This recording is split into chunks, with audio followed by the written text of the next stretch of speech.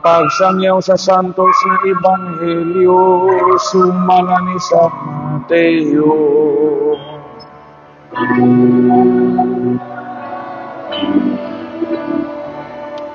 Misakay si Jesus sa usa ka sakayan ug mibalik pagtabok sa lanaw ug miabot sa lungsod niya. Ug may usa ka paralitiko nga naghigda sa duyan nga gihatod sa pipila ka tawo ngadto kaniya. Nakita ni Jesus ang kadako sa ilang pagsalig kaniya ug miingon siya sa paralitiko, "Anak, ayaw kahadlok kay gipasaylo ng imong mga sala." Unya may pipila ka magtutudlo sa balaod nga miingon, "Nagpasipala sa Dios kining tawhana." Nasayod si Jesus sa ilang gihunahuna ug miingon siya, "Ngano naghunahuna man kamo ni anang mga hunahunang dautan? Hain may sayon ang pag-ingon ba gipasaylo ng imong mga sala, o ang pag-ingon ba bangon ug lakad? Karon ipakita ko kaninyo nga ang anak sa tao may gahom dinhi sa yuta sa pagpasaylo sa mga sala." Busa miingon siya sa paralitiko, "Bangon, dada ang imong gihigdaan og pauli sa inyo." Ug mibangon ang paralitiko ug mipauli. Sa pagkakita sa mga tao niini, nangahadlok sila, gidahig nila ang Dios tungod sa paghatag niya niining gahuma ngadto sa mga tao. Ang Ebanghelyo sa Ginoo.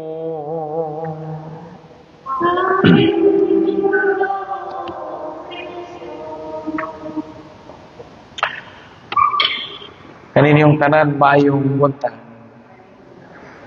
Salamat kay daghan lagi nanimba. Daghan siguro ga birthday. Daghan ang nanimba bisan og weekly mass karon. Ang Ebanghelyo karon naghisgot, nag-asoy, nagsaysay sa gitawag og the healing of the paralytic man, or ang pag-ayon ni Jesus sa usa ka paralitiko nga giiyayungan og dili makalakaw, dili makabarog sa iyang kaugalingon. Pero matingaka ngano kay gidazungan man ni gisud og dujan, gida nila atubangan ni Jesus. Ang tubag sa Ginoo ingon mag-Ginoo, "Anak, ayaw kahadlok kay gipasaylo ng imong mga sa." Sa may labot, ngano man nga pagduol sa gadajong sa paralitiko, sa paralytic man, ingon mag-Ginoo og, "Anak, gipasaylo na imong mga sa." Sa karaang panahon, naapa man yan itong karon. Ang karaang mga Hudiyo gatuo nga og masakitan, maglubog ta, o na ay mga daotang pangitabo sa atong kinabuhi tungod na sa nato or sa atong mga katiguangan. Naapa bitaw na nato nga panghuna-huna karon. Diba, makabantay man, kana kay wa ka pasar og board exam, kawatan mo kung manok to isang apuhan, di ba, na nga tagidad ron, kabili na sa karaang mga pagtuo. Mao bitaw na raghan ng di ba, na yung padong mo biyahe, padong mo take og board exam, padong mo kanang munakit ay mo interview trabaho, mo kumpisal. Hindi man dautan na, pero ang usahay mo nay kabilin sa karang panghuna-huna ba nga, sus mo kumpisal ko kay inig board, di unsa ko papasron sa Ginoo. Kay daghang kog sa, which is sakto man pod. Pero ang imong hunahuna ba nga mo kumpisal ka tungod lang kay board exam, kung di ka mo board, di ka magunahunang pangumpisal, murag dili hipno. Kay kining pagpangumpisal para board ra ba di ay, kining pagpangumpisal para interview ra ba di sa embassy, o kining pagpangumpisal para ra ba di ay makapasar ka sa imong umaabot na trabaho, dili man. Pero naani nga panghunahuna, kabili ni sa karaang mga tao. Kana bitaw mga bana nga kanang bisyoso, borot na tong tijan, kay gahi, kay wala inom, na lata na tong baga, may dito tong asawa. Mauna na, adlaw na ron sa pagpanood niya, silot na, kastigo na. That is an ancient belief. Mas grabe ang sa mga Hudiyo kay ang sa mga Hudiyo, gahuna-huna sila nga panalitan na paralyzed ka or di ka katindog or na bedridden ka. It's either sa imong sa o sa imong mga katiguangan. Sa imong mga ginikanan. O niya, ikaw mo abaga. Kamo nasabtan ninyo ang ebanghelyo ron ngano ingon si Jesus sa paralyzed man nga ayaw kahadlok kipasaylo na imong sa. Nawut na sa may saan ning paralytic nga wa maisulti og nang lugos siya or nangilad ba siya wa mao na ilang karaang pagtuo. Karon sa katapusang bahin sa ebanghelyo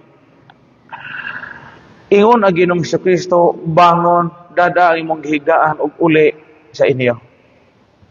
Kay giingnan man siya, gisaway man ang Ginoong Kristo, kay kahuna-huna man sila kung dautan kabahin sa gihimo sa Ginoo. Ingon man ang mga magtutulo sa balaod nga, ikaw Jesus ka pasipala ka sa Dios, tao ra ka ni mo pasaylo kag sa timan ini kay nindot nga pamalando. Ingon na Ginoong Kristo sa naparalyze, bangon, dada ang imong gihigdaan og uli. So bangon, dada og uli. Mo na gisulti sa Ginoo sa tao nga naparalyze. Sa atong kinabuhi pod, importante ang pagbangon. Di mahimo sa kinabuhi magsige ra tag higda. Importante ang pagbangon. Kay nga naman og mubangon ka, naa man ang gitawag og pagtindog. Pagtayo sa Tagalog pa. Dahil mga tao nga wa na sila kahulugan sa ilang kinabuhi kay di man ka maumobangon. Nasabtan na to? O dahil mga tao nga nakasa nga nahuman ilang kinabuhi, wa man mo bangon. Wa mo tindog. Wa mo bakod. Dahil mga tao nga naputos sa kalisdanan, naputos og utang, o nagpabilin nga miserable ilang kinabuhi nga naman, wa man mo bangon. Wa mo bakod. Dahil mga tao nga naguba ilang kinabuhi, naguba ilang relasyon, naguba ilang gugma, wa man mo bangon. Wa mo bakod. Wa makakita og bag-ong kusog. Kaya mga tao nga di ka mao mo bakod, mo na mga tao nga mapislat sa ilang kaugalingon nga kahimtang. Kung giingnan ni Jesus ang paralyzed, bakod. Dadaan na imong gihigdaan o uli sa inyo. Puti pasabot di ay nga, sa ebanghelyo karon giingnan kita nga, ang Ginoo dunay igong gahom nga makapabalik na to sa naanda na tong dignidad. Lima kag na-paralyze na isang gipapauli, siya po dyan gipada sa isang gihigdaan. When we are with God, when we are with Jesus, we are fully restored sa ato nga maayong nga dignidad, maayong pagkatao o maayong nga kinabuhi. So sa lain-laing mga butang ang makaparalyze nato sa atong kinabuhi. Pagbati, garbo, utang, ekonomikanhong pagkabutang, di maayong nga relasyon, hiwi nga kinabuhi, mo ni makaparalyze nato.